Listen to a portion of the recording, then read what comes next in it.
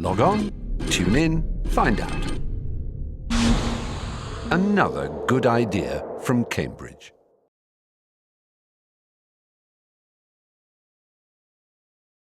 So it's a great pleasure to be talking to you, Scarlett, after all these years.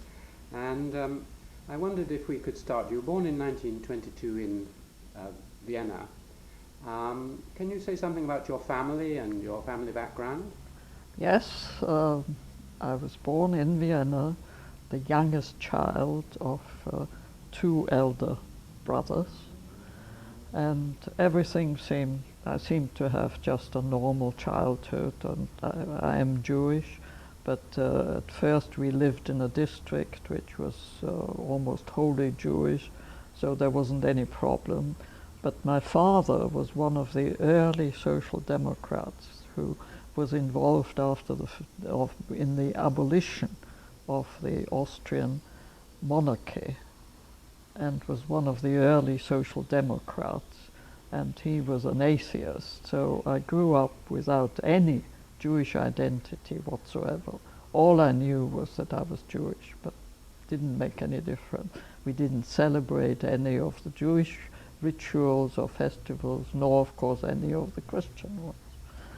And then because my father was one of the early social democrats, we were offered an apartment in the Karl Marx building.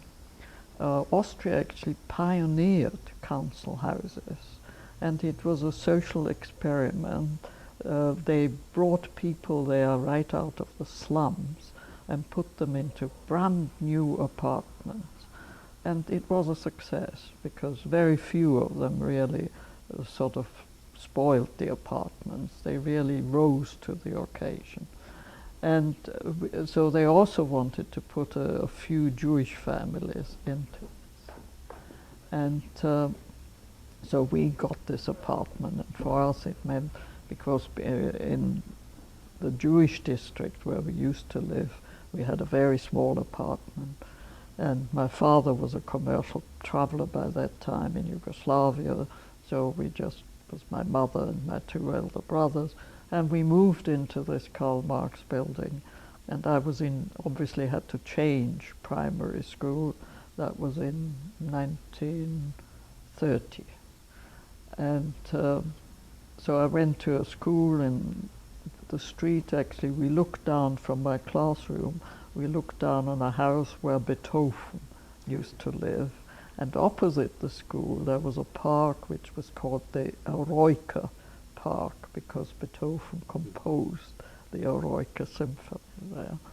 And I was the only Jewish child that was enrolled in that school. And this didn't really worry me, and I looked around. My mother took me there, and I looked around, and I noticed a few faces of children in the class where I knew I would join. And then when we walked back to the Karl Marx building, and in the afternoon, and the Karl Marx building was really an experiment in social living. They provided a park, nurseries for small children, laundry places. Each resident had 2 days a month to do their laundry, and there were washing machines and automatic laundering machines. So it was really very, very progressive, very avant-garde, and people like then the Prince of Wales, who subsequently became King Edward and then resigned. He visited, and I remember seeing him when I was helping my mother with the washing. And so as we came back, I then went down into this garden, and I spotted a few faces of children that I'd noticed in the morning. And they were playing games, and I wanted to join. And they began to shout, "Sauyudin, you pig of a Jew." And I was horrified. I'd never heard this before, and I dived upstairs to my mother and said, "Why do they do this?" And then my mother, in her wisdom, said, "Well, you are Jewish, and I know we haven't brought up our children with any Jewish identity, but you are Jewish, and if you are Jewish, you have to be prepared for this kind of treatment. So this was the first experience of anti-Semitism that I had. And then in 1934, there was the civil war in Austria, when the Social Democratic government was ousted, and the Karl Marx building was one of the fortresses where the social, difficult to translate, the guard of the Social Democratic Party, the young people that had been trained in fighting, had machine guns and tried to oppose the conquering by the Christian socialists, who were the sort of ancestors of the National Socialists. And that was in 1934, and that is when, for the first time in my life, I saw a person shot dead, and he was pretty dangerous as well. And my brother, who is the eldest brother, who is 10 years older than I am, who was by that time already a student at the University of Technology in Vienna, and was also a member of the Socialist Guard, of the Students' Guard, and therefore was supposed to be involved in the fighting. But somehow he got himself out of it, and he came to see us. And then he insisted on going back, and my mother was terribly upset to see him go. And when he left, we sat there in silence, and about 5 minutes later we heard the first shots fired. And of course we thought he would be dead, but he came back. And we then left, and we were safe, and nothing happened to us personally. But it was quite a traumatic experience for a 12-year-old young girl to see the first person shot dead and bleeding to death. And then, of course, in 1938, the Anschluss occurred, and that was the end of Austria's independence. And before that, it was actually politically very interesting. There was a chancellor called Schuschnigg, who then was taken to concentration camp and ultimately came to America and became a professor at a fifth-rate American university and died there. But anyway, Schuschnigg was asked by Hitler to come to Berchtesgaden, and because Hitler was determined to annex Austria, since he was Austrian himself. And Schuschnigg then didn't want to give up Austria's independence. And so the Social Democratic Party, that had been illegal after the 1934 Civil War, for the last few months in 1937 and the beginning of 1938, the party was declared legal again, and there could be demonstrations. So it was a sort of honeymoon period, which didn't last very long because Hitler didn't take no for an answer and obviously crossed the border. And then, of course, in 1938, I was then 15 years old. And in a sense, I matured overnight. My brother, who was quite ingenious, he was one who said immediately we must leave, because many of the Jews that perished in concentration camps could have survived had they been prepared to cut their roots and leave. But it's very difficult to uproot yourselves, but it was really my brother who saved our lives. And he was one of the early immigrants to England, and he then tried to get us out too. And so when he left, my father was a commercial traveler in Yugoslavia, and we stopped him because there was supposed to have been a referendum. This is what Chancellor Schuschnigg had organized, a referendum on the 13th of March 1938 for the Austrian public to vote whether they wanted to join with Germany or not. And of course Hitler didn't want to risk a no vote, although I'm sure he wouldn't have had a no vote.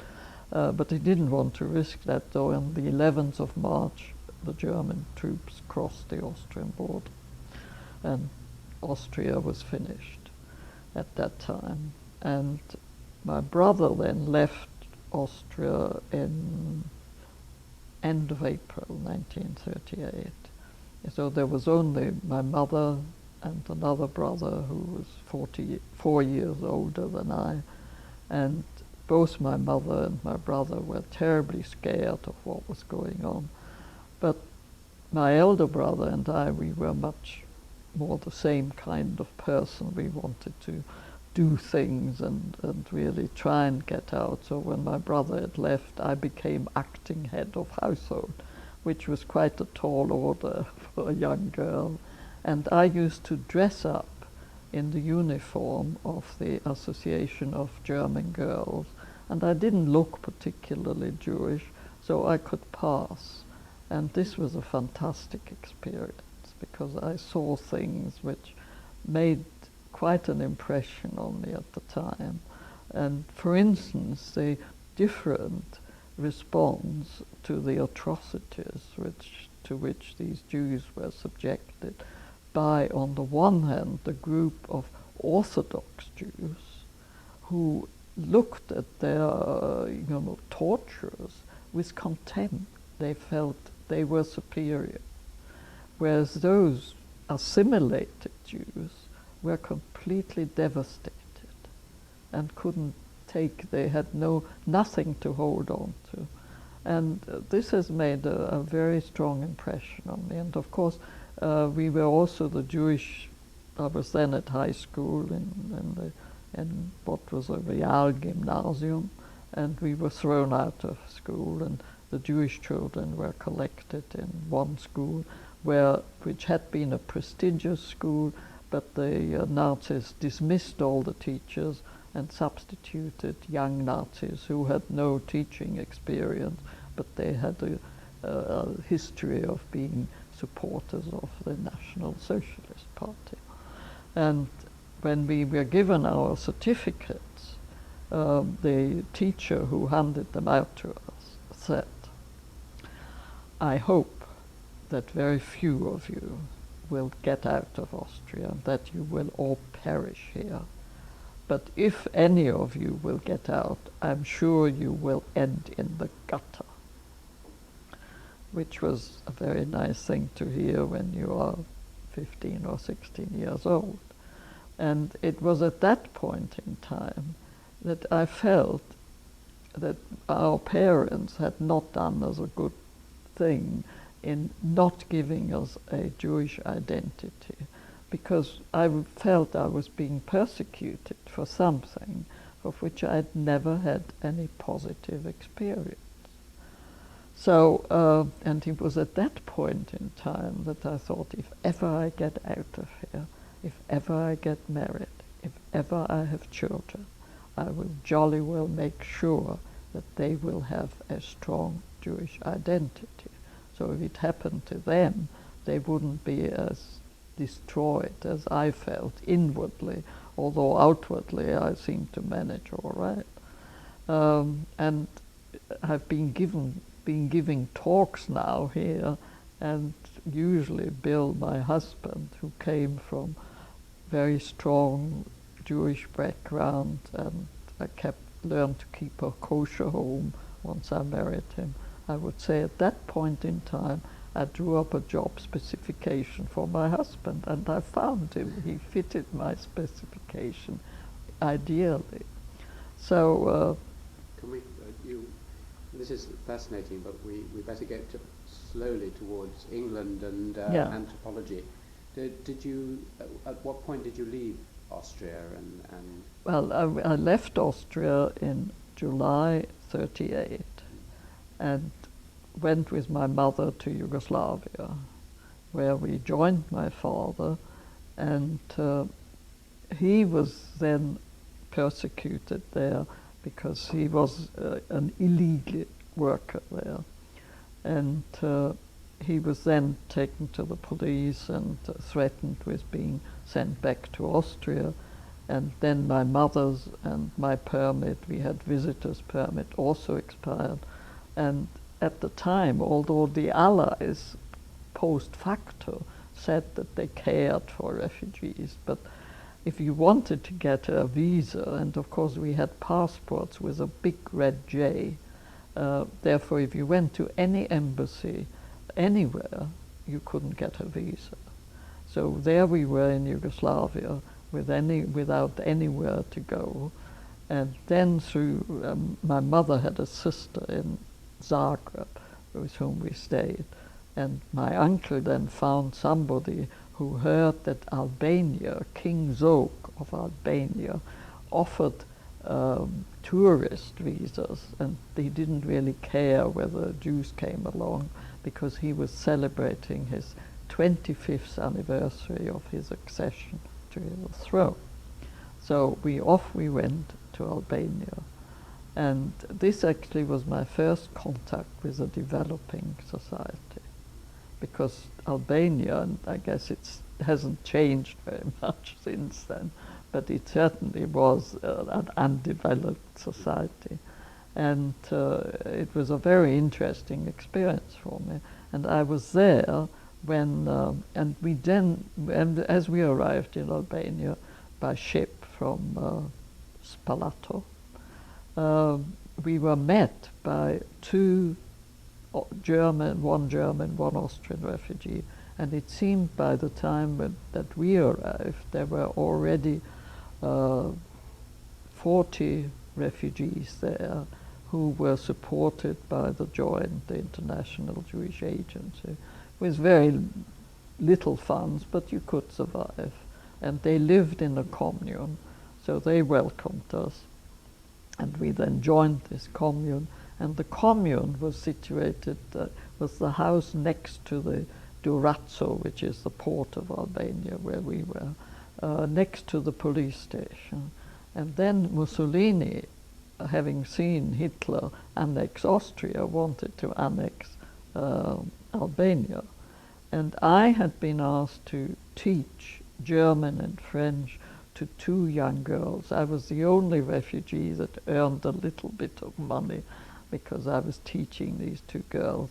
And the Italian consul in Durazzo heard that I was teaching German.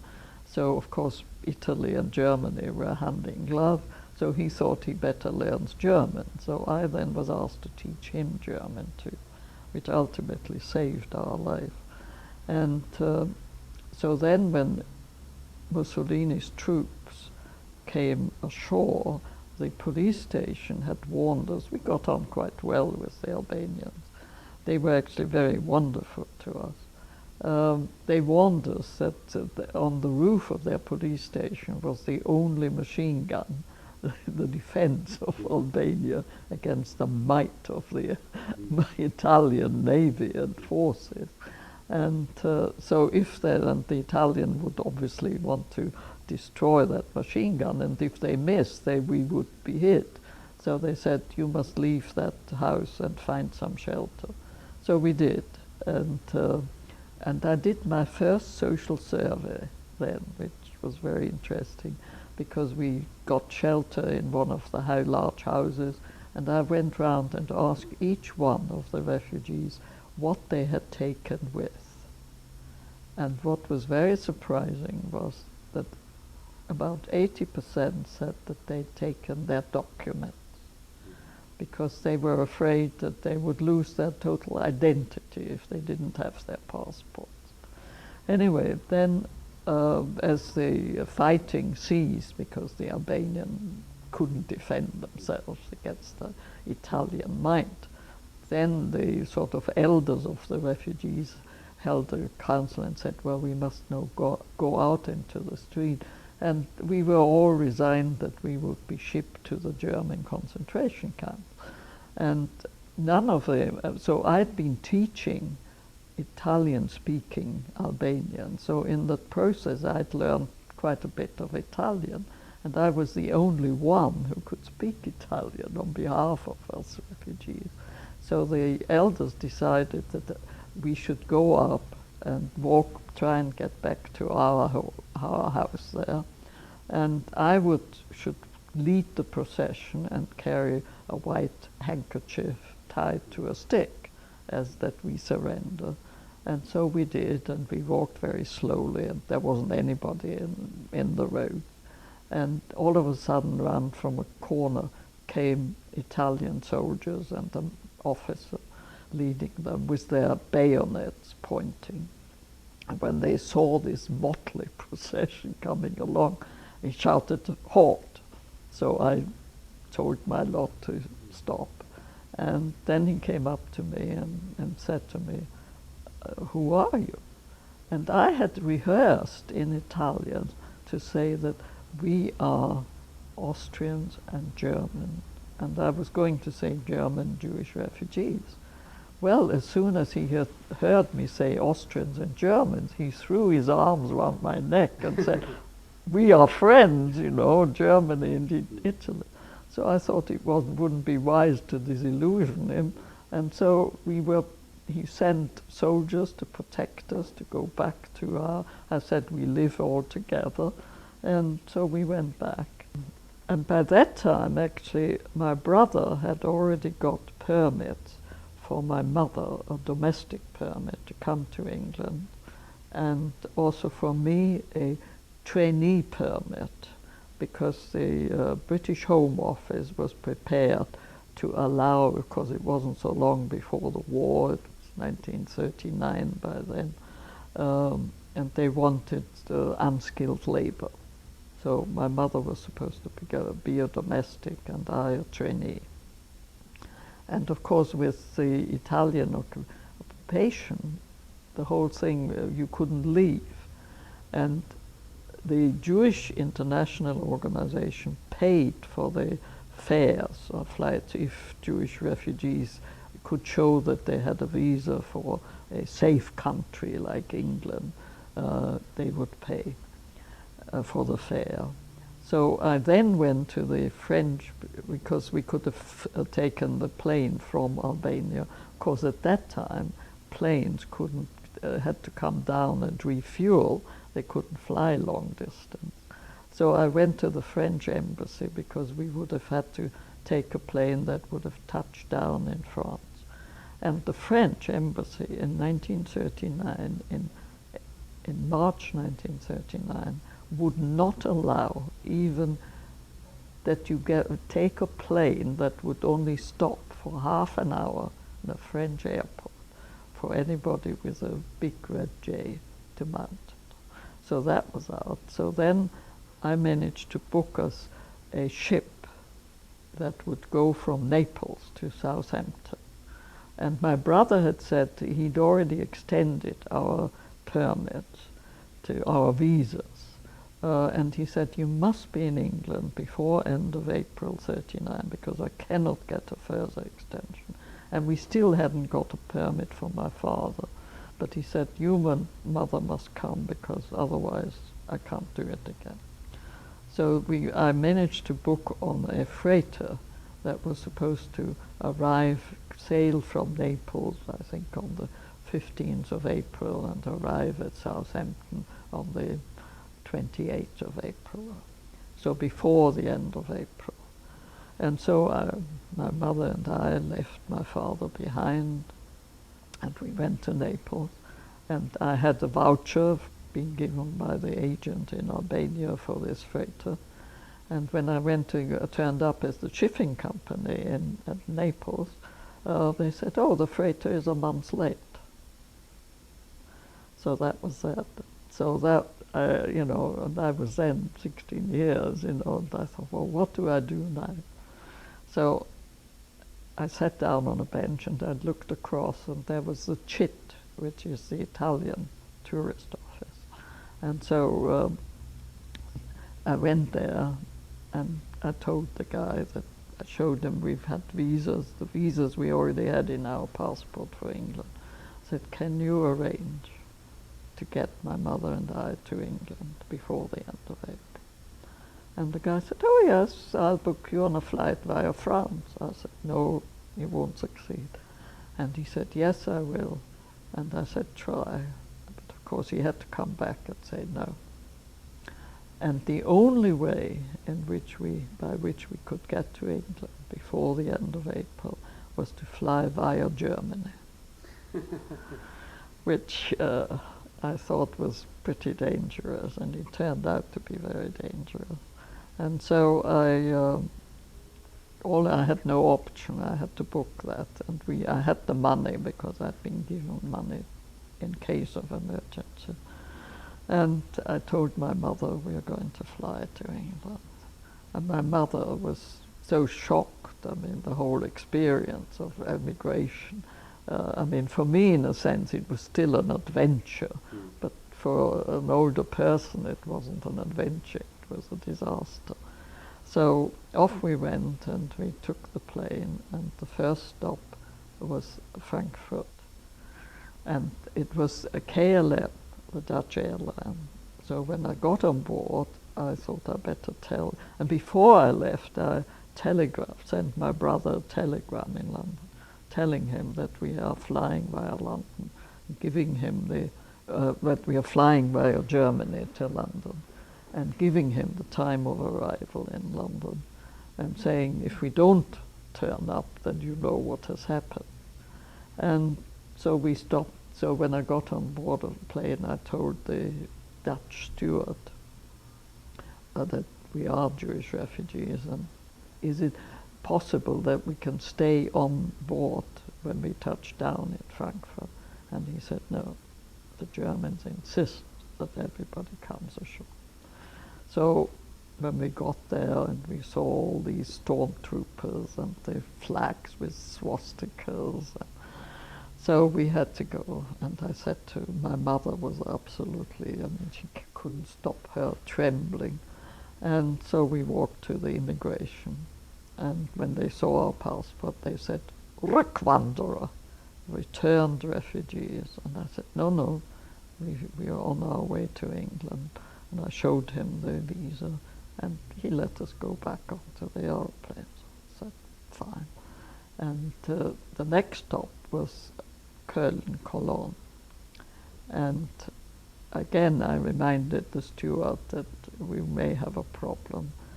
And as we came, we had to come off the plane. And as we walked across the tarmac to the building, the loudspeaker announced that my mother and I should report. So we did. And there were two absolute Nazi bitches there in, uniform and with steely blue eyes. And they said, "What are you two Jewish pigs smuggling out of Germany?" And I said, "Nothing." And my mother just stood there, and she was shaking like a leaf. It was horrible. And so they then said, "Strip completely." So we had to, and I tried, my mother just couldn't even undress herself, and I tried to help her, and they stopped.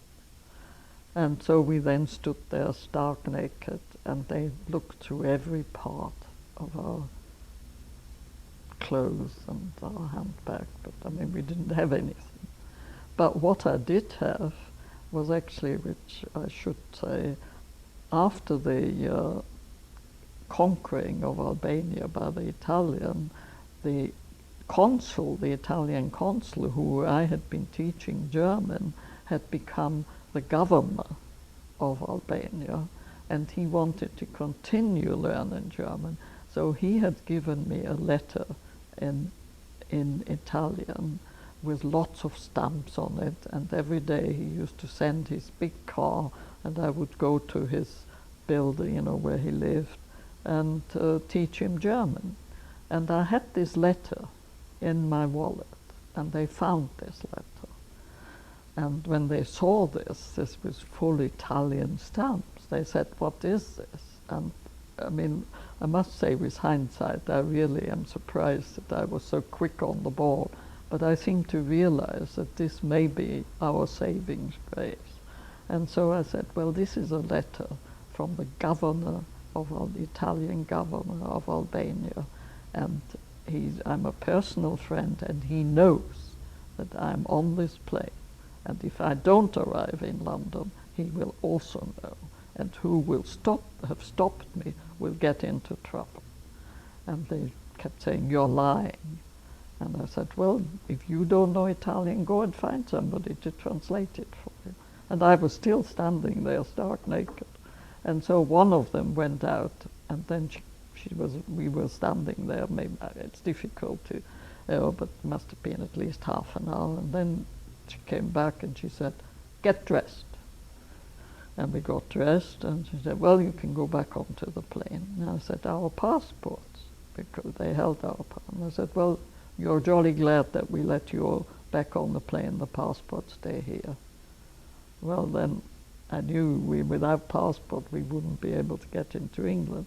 But anyway, we walked back to the plane. Of course, that time you had to walk over the tarmac. And the Dutch steward was standing at the top of the steps, and he was sort of waving when he saw us. And I pointed out that things were not really good. And as we came up the steps, I said, "We haven't got our passports, and we're lost."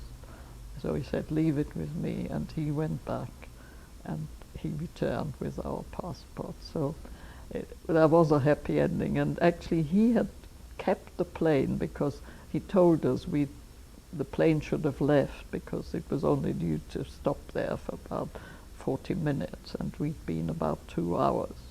And he had announced over the microphone in the plane that they are keeping the plane waiting for 2 passengers. So this was a happy ending. And so that's when we finally landed in England. Amazing story. Well, it was worth having.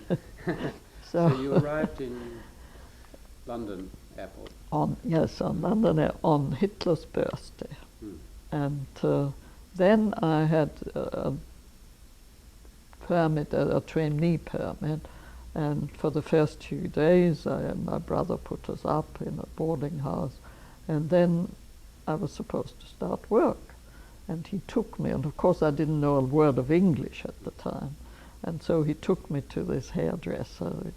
He had told me I would be a hairdresser trainee, and in my mind it conjured up an image of the hairdressers' salons that I'd seen in Vienna, with nice pink or blue decorations and, looking very nice and civilized. But when we turned up at this hairdresser in the East End of London, it was the filthiest shop that I'd ever seen, with lots of hair on the floor and really very dirty. And when I saw this, I shook my head. I said, "No." And the hairdresser obviously couldn't speak German, so my brother had to translate. And then I said, "No," I said to my brother, "I won't stay here." And the hairdresser really he had 6 daughters, and he was Jewish, and he thought, well, he's doing a good deed. He's helping a Jewish refugee girl to come over, and one more girl will make very little difference. I could stay with them, and he offered me 6p per week, which wouldn't have even paid the bus fare to visit my mother. So I said no. And we often joke about it now, my brother and I, because he now realizes if I hadn't insisted, I would have ended up as a hairdresser instead of as a professor of anthropology. So I then went to Bloomsbury House, which was the refugee center where everybody registered, and they had different desks, and one dealt with young people, and there were all the other young people were there queuing up, and everybody wanted a scholarship to go back to school. And I then had decided I wasn't never going to look at a book again, because the book learning hadn't enabled me to earn my living. I had no skills to offer. So when it was my turn, and I said, "Have you got any jobs?" The ladies here almost fell off their chairs when they found a youngster that was prepared to earn her living. And so at that time, of course, there was already a growing demand for unskilled labor. So they gave me addresses of about 15 Jewish firms that were prepared to employ refugees with a trainee permit.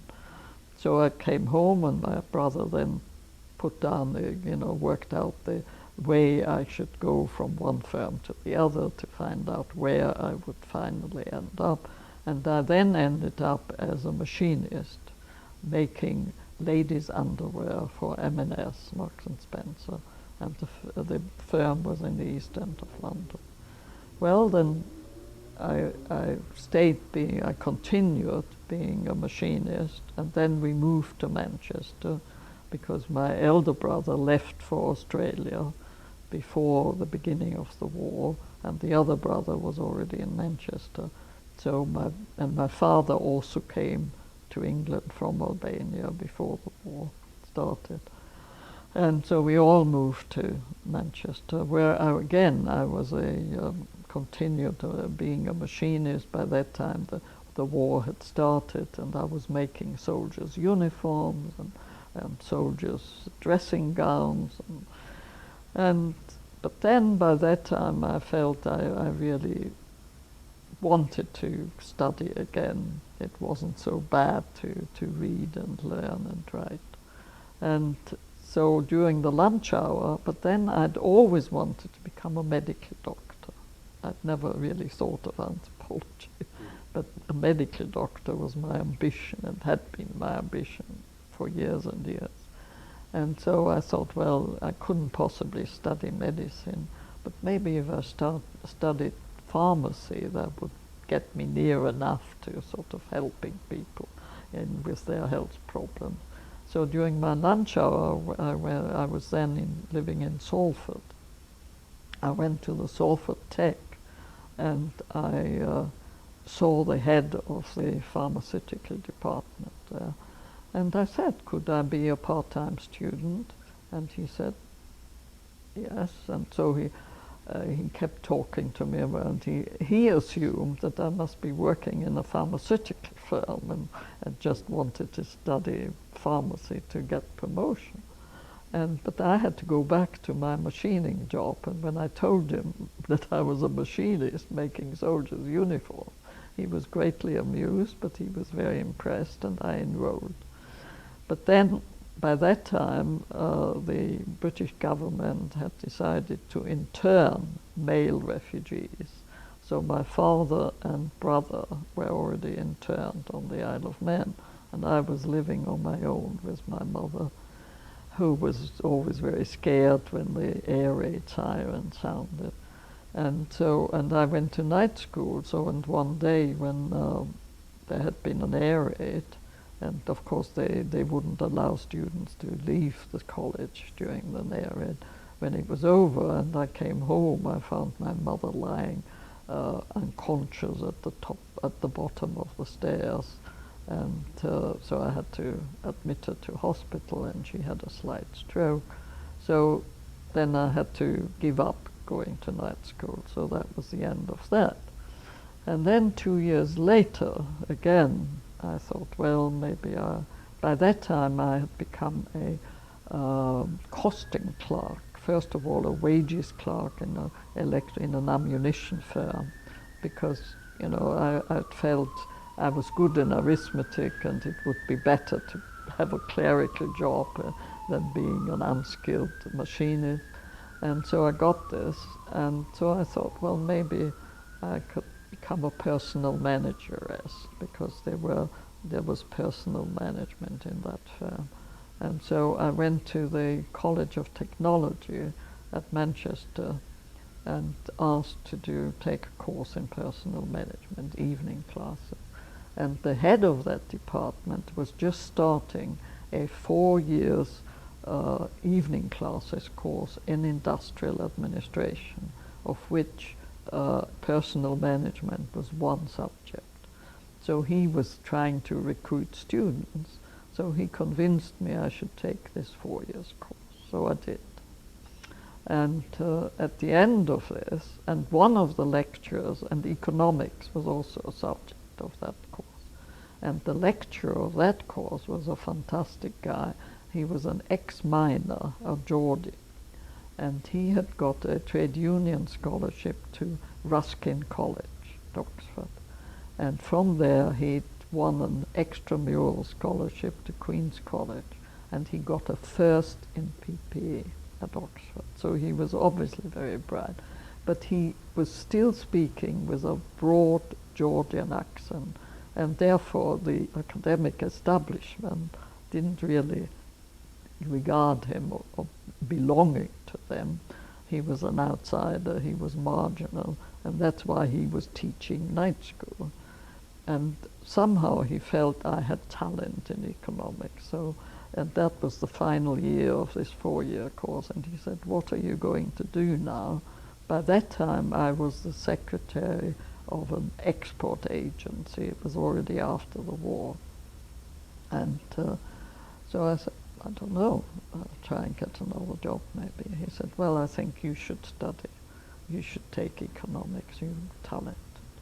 And I said, "Well, I can't. I must earn money, I must work, I must." So he said, "Well, there are scholarships." And so he then recommended me to Ruskin College, and I got a Ruskin College scholarship. And again, this was but you couldn't, and to this day, you can't take a degree at Ruskin College, only a diploma. And the diploma course, which was the sort of diploma in the lower grade to the PPA, the diploma in economics and political science, is a 2-year course. And when I came to Ruskin, I was so imbued with the Protestant ethics that, you must work to earn your living, and then in your spare time you can do what you really enjoy doing. So that to get paid for what I enjoyed doing, I felt was completely immoral. So I went to the principal and said, "I can only stay 1 year. I can't stay 2 years." And they said, no, you can't do a 2-year course in 1 year.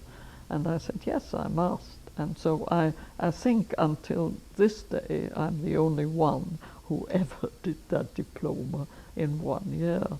But then when it came to the beginning of the second semester, I had come to realize that it wasn't that immoral to get paid for what you enjoyed doing.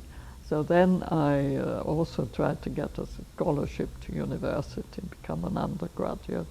And in 1951, after having spent 1 year at Ruskin, I got a scholarship to Manchester University, and I enrolled in economics.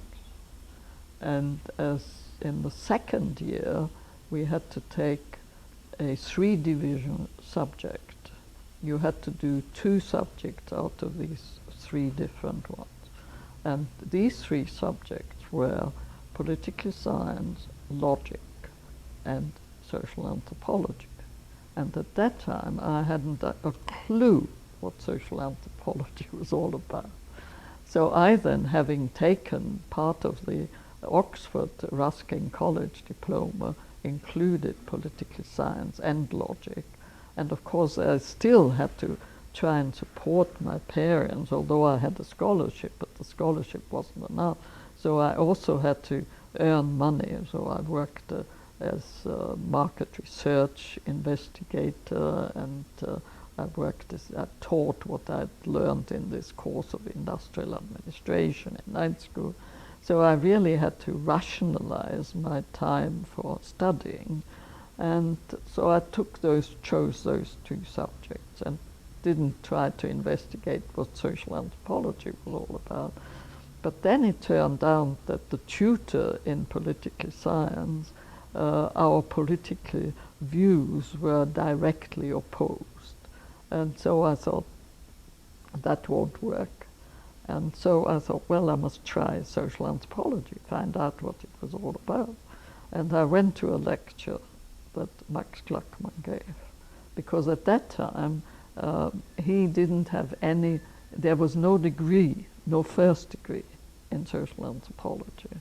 So in a sense, he was just had this subsidiary subject and postgraduate students. And he was such a charismatic lecturer. I mean, I was absolutely enthralled this first lecture. Do you remember what it was about, or? Yes, what it was about, he lectured on why most anthropologists are marginal to their own societies. And this, of course, made sense to me, because my life, I was marginal in Austria because I was Jewish, I was marginal in England because I still have an accent, and so I'm not fully English, and I was marginal to all the groups of people that I've been involved with, so I thought that this was fantastic. And so I then decided on social anthropology. And for my degree, just about a week before 2 weeks before I was due to take my final degree, and social anthropology was one subject, I had a very serious burn accident, and I was rushed into hospital. I was burned all along my right side, and I was bandaged and drips coming in. And so, but I was obsessed with these exams, because for me, and I already had a job offer from the John Lewis Partnership to train as a buyer. So if I hadn't had this accident, I would have become a buyer. So there were always other possibilities, but somehow something must have wanted me to become a social anthropologist. So I then had a friend who I asked to come. Asked my father to get her to come and see me in hospital, right the day that I was admitted as an emergency case. And she came, and she was the wife of she was a student, or she was another student, and her husband was a rich guy who was having many businesses, and she was an important person. So I said, you must arrange for me to take these exams by hook or by crook, and she did. And Manchester University was just wonderful, because the staff volunteered to come as invigilators. I had to take the exams at exactly the same time as I would have had I not been burned. And of course I couldn't use my right hand because it was all burned. And so the secretaries volunteered. There were of course no computers, there were typewriters. So the secretaries volunteered to come and take dictation, and would type whatever my answers that I would give. And the hospital gave me a private room for that. So, and I hit the headlines. I mean, there was then the News Chronicle was the major paper, the Liberal paper, and my picture was on the front page, you know, heroine takes exam, and it was quite fantastic how the British public responded, because I had flowers sent, chocolate sent from people who, didn't really know me, but knew what I was doing. And then the invigilators came, and Max Gluckman happened to be, he didn't realize, at the time when I was supposed to answer the paper in anthropology. And so when he realized this, I mean, can you imagine how it must have felt to dictate the answers when the professor sits next to you? Was really terribly embarrassing. So he then said to me, and he was wonderful, he said, Scarlett, I will not listen, don't worry, I brought a book and I won't hear what you're saying. So then I started, and actually in the middle of that paper I just felt I couldn't go on, because they had put me on penicillin because the burns were going septic, and I was allergic to penicillin. So where I wasn't burned, I came out in big blobs, very itching, and I felt that was just about the end. And I said to Max, I'm sorry, Max, I have to give up. And he said, I won't let you. I won't let you. I said, I will allow you extra time. I will get the nurse and the doctor, and they will do something to relieve your pain, and you will go on, because you must give up. because I have faith in you, and I believe in you, and I need you. And to me, these words were, because you see, I was really the only student in economics that he thought he could get into anthropology, because he'd had lawyers, you know, Bill was a barrister, and there were, Dick Turner came from philosophy, and Derek Alcorn came from sociology, but no student of economics really wanted to go into anthropology, because as my experience has shown, the big firms think of graduates in economics as ideally suited for managerial training. And obviously once you get your degree and you can go into management training, you prefer this than going into anthropology as a graduate student, where there wasn't that opportunity at the end. Anyway, I then did, he called the doctor and nurse, and I continued. And after, at the end, when the paper had to then be put into the envelope, and Max had to take it away, and before he left, he said, "Scarlett, I want to offer you a graduate scholarship." And that was before we ever knew what degree I would get. He said, and I backdated from the end of the academic year. And I then really, at the time, I didn't sort of think out what it would involve, what it would mean for me, for my future career. I mean, all I thought was, because even while I was in hospital, I had to help my parents financially. So I thought, well, if I get backdated. And the John Lewis Partnership, they were very nice. They kept writing me and telling me that they keep the job for me, but they weren't prepared to give me any salary or income while I wasn't there, before I could come on board. So that's how I came into anthropology. And then, when I was in hospital for 3 months and had skin grafting, and then I turned up, and he then said, well, I think what we like, and he discussed it with Arthur Lewis, who, since I was, and I'd got a 2-1, although they thought I would get a first, had I not had to take the exam under conditions in which I was. But I got a 2-1, which was good enough to get a postgraduate scholarship. And so then for the first year as a postgraduate student, Elizabeth Colson was there. As you pass through now these famous figures, can you just give 1-minute pen portrait of these people if you want to? I mean, Elizabeth Colson, what was she? Yeah, well, Elizabeth Colson was fantastic. There was another refugee graduate student who came from Czechoslovakia, and we were and he'd taken his first degree in, I think, social welfare. And he was also interested in anthropology, and Max also wanted him. So we were sort of first-year postgraduate students together, and Elizabeth Colson was our supervisor. And so I invited Elizabeth once for dinner, and this other student, his name was Paul Dixon, also came along.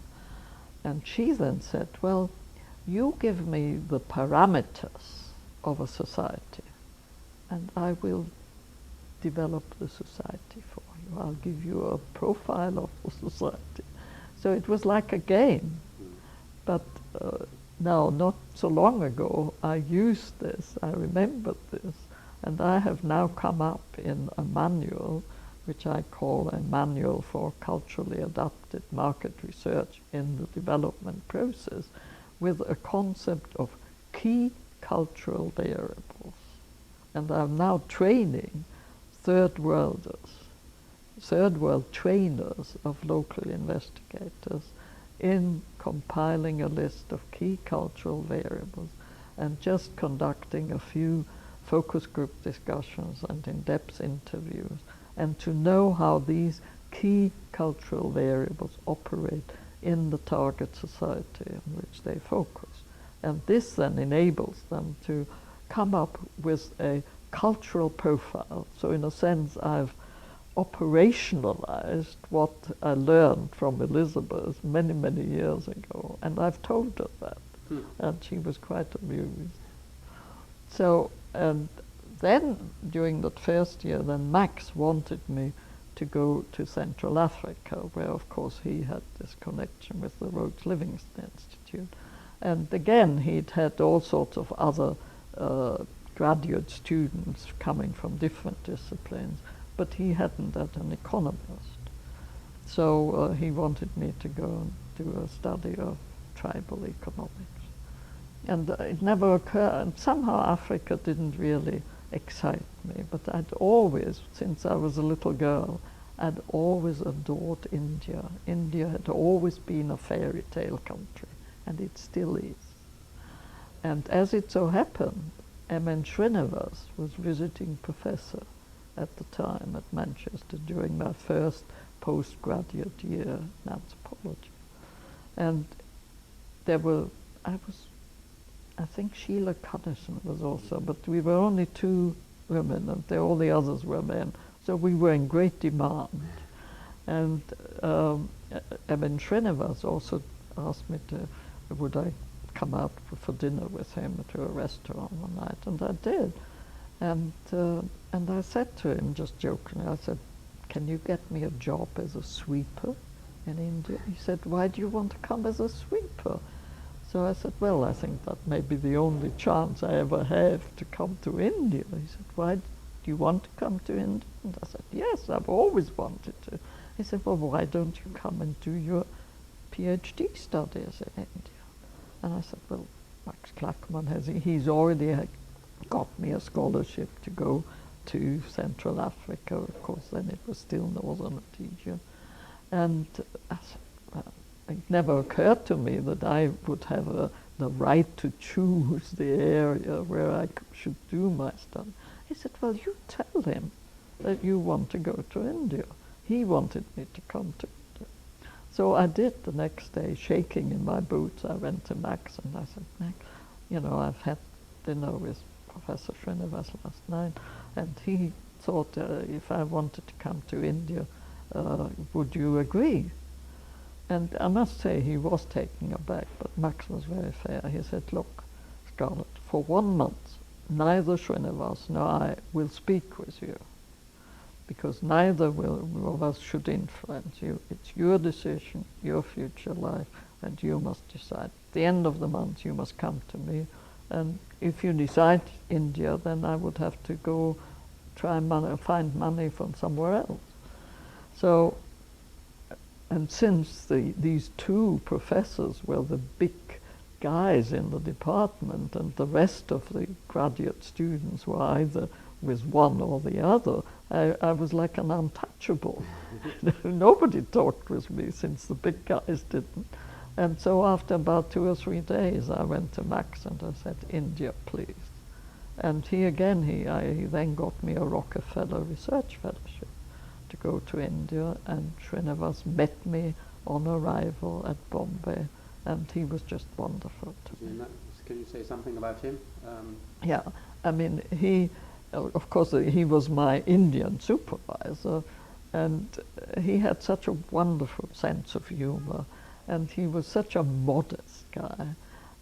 He was really a wonderful person, and he became a very close friend of mine. And whenever, in subsequent years, whenever I went to India, I stayed with them in Bangalore. And he helped me to find the village. He helped me to find a teacher to learn the vernacular. And I mean, without him, I just couldn't have managed. Well, I might have done, but certainly it would have been much, much more difficult. And my last memory of him before he died was I was in Bangalore in, must have been 1999, showing my documentary film, because one of the guys that was a little boy in the irrigated village, which I studied, called Mangala, became one of the highly respected IAS officers. And he, of course, to him, my books are his Bible, and he calls me mother, and his sons write to me, and dear grandmother. And he was and of course he also appears in this film, and he was greatly involved in the making of this film. And so he arranged a whole day session, being a high-ranking IAS officer in Bangalore. The film was shown, and it was a whole day meeting for the Department of Agriculture, Rural Development, and everybody who was even only remotely interested in rural development. And of course Emin Srinivas was also invited. And there were speeches made as usual at these functions. And then they asked me to make a speech, and I said, I don't like to make speeches, I like to listen. And then they asked Srinivas to make a speech, and he said, and I still remember this, and this was still makes me feel very happy. He said, the biggest and best thing he thinks he has done for South Indian development, and particular Karnataka development, is that he is responsible for having brought Scarlett Epstein along. So this was a crowning success, and a few weeks afterwards, his wife phoned me and told me, I was back in England, that he just died, and it's a great loss.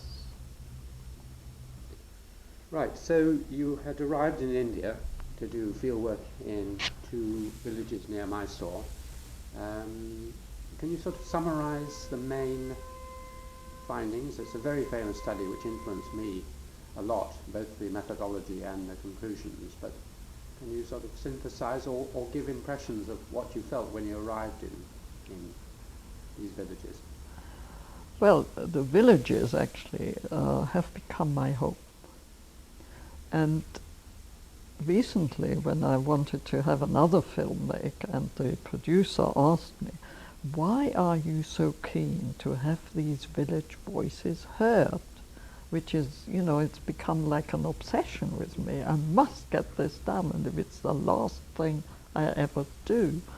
And then I hadn't really sat down and thought it out, what makes me so committed. And as I said earlier, I had been marginal to all the societies. And I mean, even the anthropologists for a long time never thought of me as an anthropologist. And they thought of me as a person who've ever been initiated into the TOLA, the Papua New Guinea Male Secret Society. And I had a movie camera, and I got one of the young guys, an American students, to film it. And I had the film, and then I gave it for copying, and they wiped it off. So I haven't got it. Dreadful. Which is, which has been absolute. Anyway, you were saying that you've always been marginal. Yes. So I was marginal because the anthropologists at first, and for many years, never thought of me as an anthropologist, but thought of me as an economist. And I think, in a sense, I was one of the pioneers of development anthropology, because I knew my co-supervisor, well, the major supervisor, was Arthur Lewis. Can you say something about him? Yeah, well, he was also fantastic. Before I got my first degree, the big firms go headhunting to the university employment bureaus. And of course I was an obvious, because I was an adult student and I was expected to get a first. And so one day Arthur Lewis rang me and said, there's a professor from Durban, from South Africa here, who is looking for staff, in economist, looking for staff, and he'd asked him to recommend, and he'd recommended me. And so at that time, this was before my accident, I went round England because I got so many invitations for interviews, and I hadn't seen much of England by that time.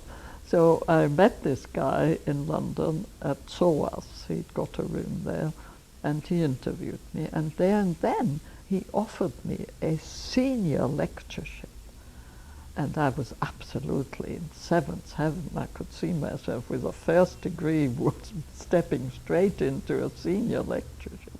And then when I went back to Manchester and I told Arthur Lewis, and he said, Scarlett, I don't want you to go to South Africa. He said, they are racist, you're Jewish. He said, of course he was black, and he had come across a lot of racism in this country. And he said, I don't want to go to South Africa. And he was also very wonderful when I had to take the exam in hospital. But then when I decided to go and do 2 years field work in South India, he said to me, Scarlett, I think you must be mad. For a bright young graduate in economics to bury yourself for 2 years in South Indian villages, you must be mad. But subsequently, many years later, and of course I got him to write the foreword to my first book, which he did very nicely. And we kept in touch. And then in the late 1970s, I was a trustee of the Agricultural Development Council, which had been started by John D. Rockefeller III. And I was the only woman among the trustees. I was the only non-American among the trustees. And I was also, the most of them were economists, and they regarded me as an anthropologist. So in a sense, I was marginal to the economists, I was marginal to the anthropologists. Right. So by that time, I met Arthur Lewis was at the Woodrow Wilson School at Princeton, and the ADC, the Agricultural Development Council, usually had at least one board meeting every year, which was quite great for me because I had expenses paid trips to America. And we met at Princeton, so my colleagues knew that I knew Arthur, and so they said, can you invite Arthur to our cocktail party? And I did, and he came along. And I went up to them and I said, Arthur, do you still think I was mad spending 2 years? He said, no, well, with hindsight, I think it was quite a clever investment. And of course it was. I mean, for me, it really set me up. And now to come to the villages, when I said I was marginal to, in Austria, in England, economists, anthropologists, and even to the Jewish communities, I'm marginal, because I grew up as a complete atheist, and although I married Bill and I'm now pretty active, but I'm not really accepted as a fully fledged member of the Jewish community. So and my Mangala villages are the only society that I've ever been with that say, you are one of us. And since my field work, of course, then when I came back and I met Bill and we got married, and together we went to Australia, and then together we used the ANU, the Australian National University, as base to do studies in what was then New Guinea, and we went to the Gazelle Peninsula together.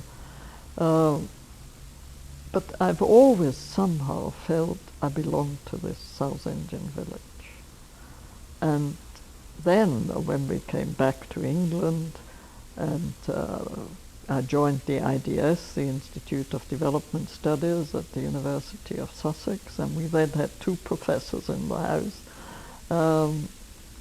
I had the opportunity to go back fairly frequently to South India, and of course every time I go to India I must get back to my villages.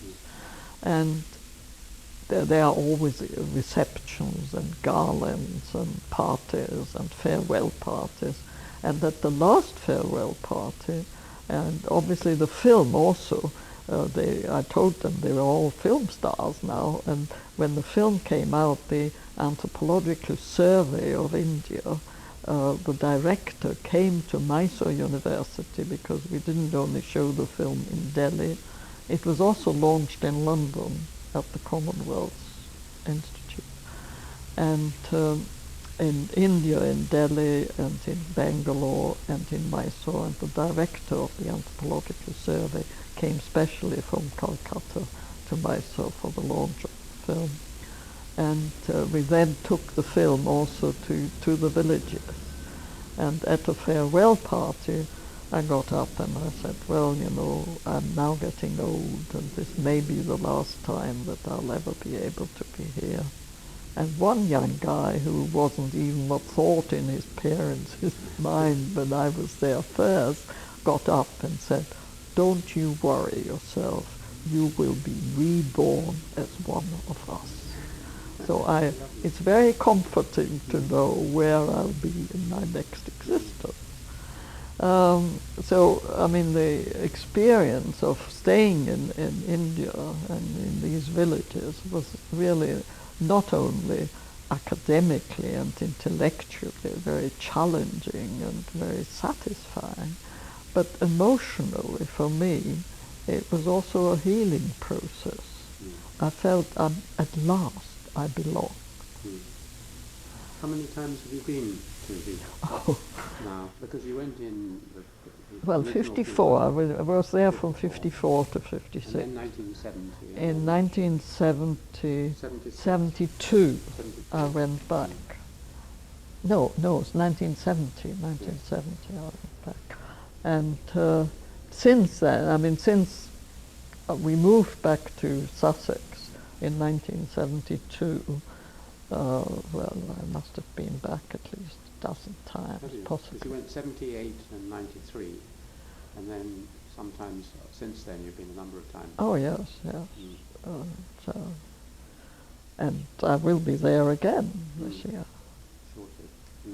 Now, to Papua New Guinea, that was also a very interesting experience. But although I get on very well and I'll be off again to Papua New Guinea next month, and I have many friends in high places, but somehow emotionally it's never taken the place that my South Indian villages are occupying in my mind, in my emotional life. And I also find it much easier to relate to Indians, and particularly South Indians, than, I mean, I like Africans, I like Papua New Guinea, I like anybody. But, you know, the emotional linkage is really with the South Indian villages. But Papua New Guinea was also very exciting. Of course, it was easier also because Bill was then not very far. We didn't stay together. We decided that it wouldn't do our marriage much good to work in the same society, because there are not many marriages between husband and wife, both being anthropologists, that have lasted. Yeah. We discussed this once with Raymond and Rosemary, who are, of course, the model marriage of anthropologists that has lasted. And so, but we weren't terribly far apart, and we also, I used to go to Bill's place every weekend and sort of come and go with my villagers to the market in Rabaul, the main town, and then Bill was near Rabaul, and I would spend the night with him and go back on Sunday. But I then became the first European woman ever to dance with the local women. Because in a sense, in New Guinea, one can't help but feel that contact hasn't done them much good. They were much happier before the Europeans arrived on their horizon. They had ample food, there was ample land and very fertile soils because it's all volcanic. You don't even have to plant anything. You can eat a pineapple, throw it away, and a pineapple will grow. And they had so many feasts and so many dances and all decorations and tribal dances and secret societies, and they had a very developed cultural life. So when I was there, they, of course, the missionaries came along, and they all became very good Christians. And so they had buried, before the missionaries came, they buried their dead sort of hicklety-picklety. They didn't have a cemetery. You would bury your parents outside your own home, and these would be spread. They had a hamlet style of living.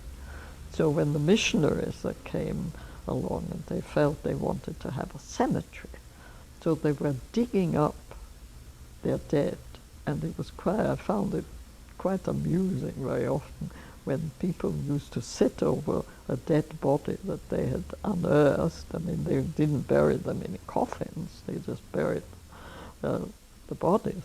And they would argue, and one would say, "This is my uncle," and somebody else would say, "No, this is my uncle," and they couldn't decide whose uncle it was. And of course, they are a matrilineal society, so the uncle relationship was very important. Anyway, then they had this. They finally managed to have cemeteries, and they wanted to have tombstones, and so they put tombstones, and to start this cemetery, declare it as finally established, they had to have a feast with lots of dancers. And so I was asked to join the dancers.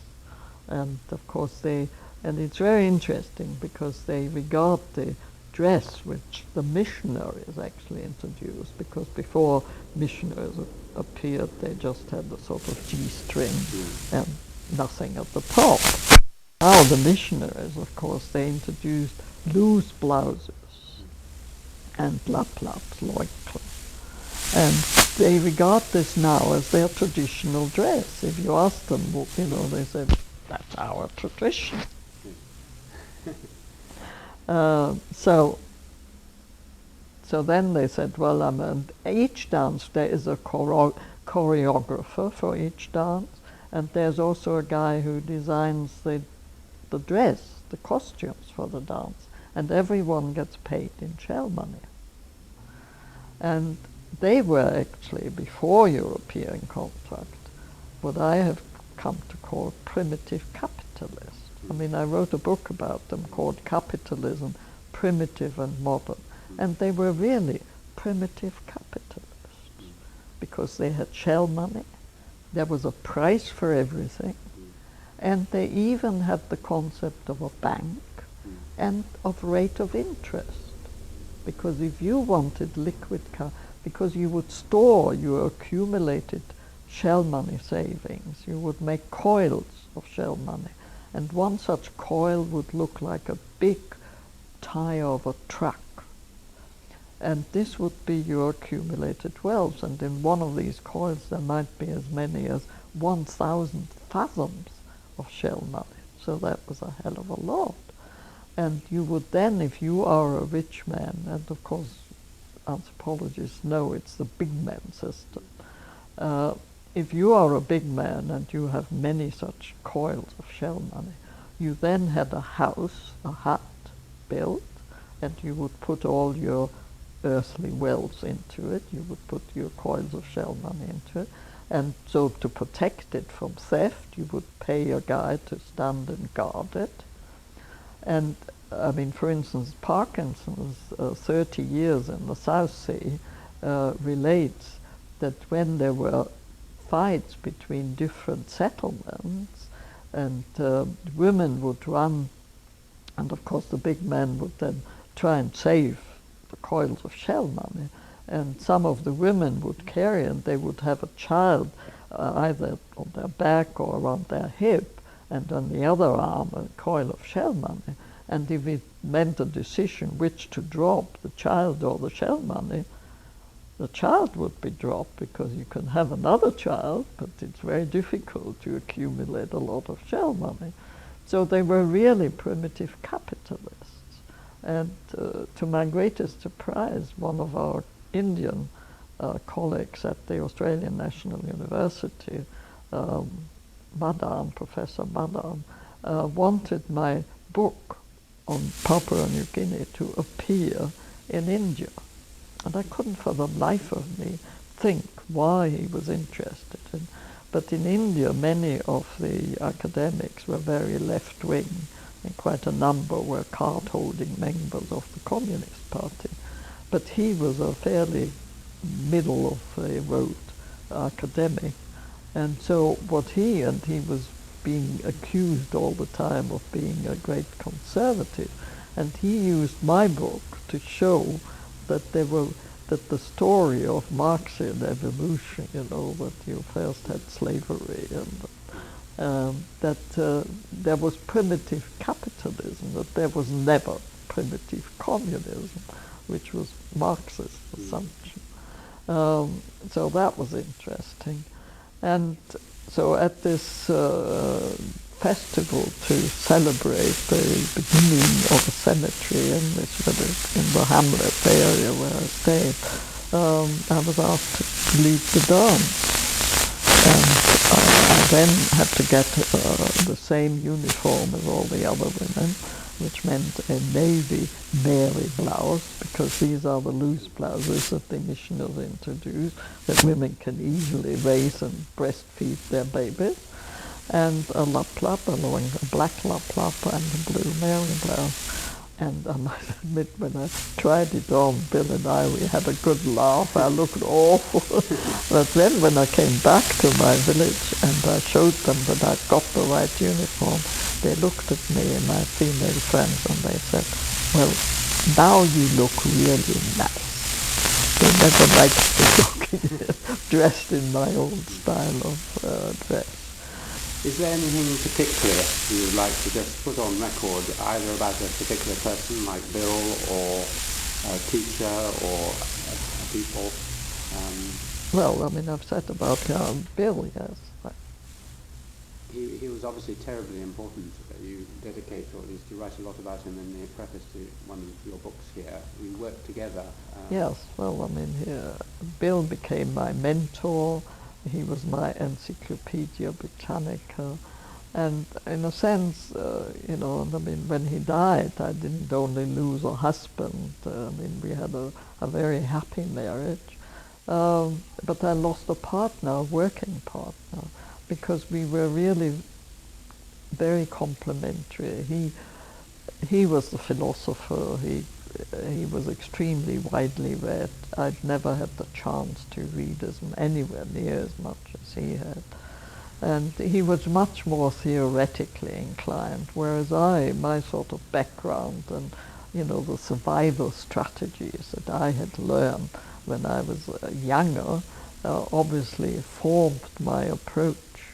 And so what I really felt, and I'm still doing this, is to try and make whatever research we conduct useful to help at least a small group of people to improve their quality of life.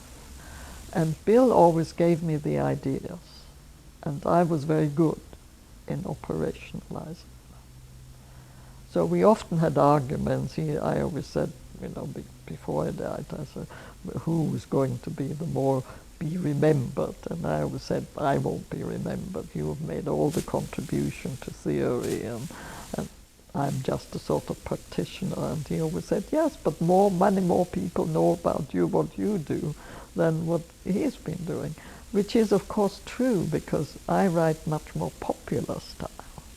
I mean, for instance, with Sage Publications, that now produced the last book and keep on producing my publications, they write to me and say, have you got anything in the pipeline? Because my books sell, they are much more popular. I mean, Bill's books were much more, esoteric and wouldn't attract a very large reading public. Whereas Village Voices, 40 years of rural transformation in South India, and if you've seen the book, you will see that the first paragraph, I say, well, if you expect the same type of book as I published before, like South India, Yesterday, Today and Tomorrow, and particularly the first one, Economic Development and Social Change in South India, then forget about reading this one, because with this one, I am not producing any tables in it, no bibliography. I really want this book to be read widely. And we seem to have achieved it, because it's been selling extremely well, and it's in already, I don't know, in the 14th or 15th edition. So, you know, it's the kind of book that people may pick up even at an airport, you know, Village Voices, 40 years of rural transformation. So, you know, Bill and I, I miss him every day, because he was my mentor, and he gave me the idea, and he was such a lovely guy.